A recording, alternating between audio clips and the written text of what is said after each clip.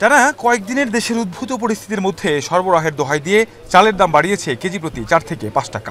বিশেষ করে সব ধরনের মোটা চালের দাম বেড়েছে তুলনামূলক অনেক বেশি। সব চালের দামে বাড়তি, গরিব মানুষের চালের দামটা একটু বেশি বাড়তি। মোটা চাল, আটার চাল, স্বর্ণ চাল এগুলোর দাম কেজিতে 4-5 টাকা করে বাড়তি। তবে কয়েকদিনের তুলনায় পরিস্থিতি কিছুটা স্বাভাবিক হওয়ায় বেড়েছে পণ্যের সরবরাহ, ফলে সবজি সহ কমেছে বেশিরভাগ নিত্যপণ্যের দাম। এখন মোটামুটি আল্লাহদিল্লাহ সব জিনিসের দামে কমছে, শুধু টমেটোর দাম বাড়তো। কাস্টমারে যদি আমরা 500 টাকায় কিনে এনে যদি বলি 300 টাকা, তারপরে তারা বলবে যে দাম বাড়তি। আমরা কেমনে তাদেরকে বুঝাইবেন বল? আমরা পেঁয়াজ বিক্রি করতেছি, আগে বিক্রি করতাম 120 টাকা, এখন বর্তমানে বিক্রি করতেছি 110 টাকা, কেজি প্রতি 10 টাকা কমছে।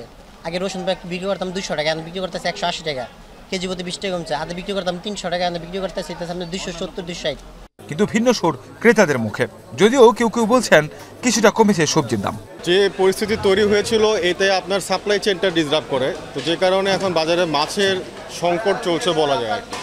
সংকট চলার কারণে এখন দামটা অনেক হাই হয়ে গেছে। যেখান থেকে সোর্স করে ওই জায়গাটাতে আসলে ফোকাস দেওয়া উচিত, যাতে ওরা দামটা এদের কাছে যাতে কমে ছাড়ে, বা যারা মেইন যেখান থেকে সোর্স করে মেইন যে ইয়েটা, ওখান থেকে দামটা যদি একটু কমে নিয়ে আসতে পারে তাহলে হয়তো আমরা একটু কমে পেতে পারি। গত সপ্তাহের তুলনায় অনেক কিছুর দামই বেশি, তবে কার্ফুর মধ্যে যেটা ছিল তার তুলনায় সরবরাহ কিছুটা বাড়ছে বলে মনে হয়, তবে দাম কমেনি।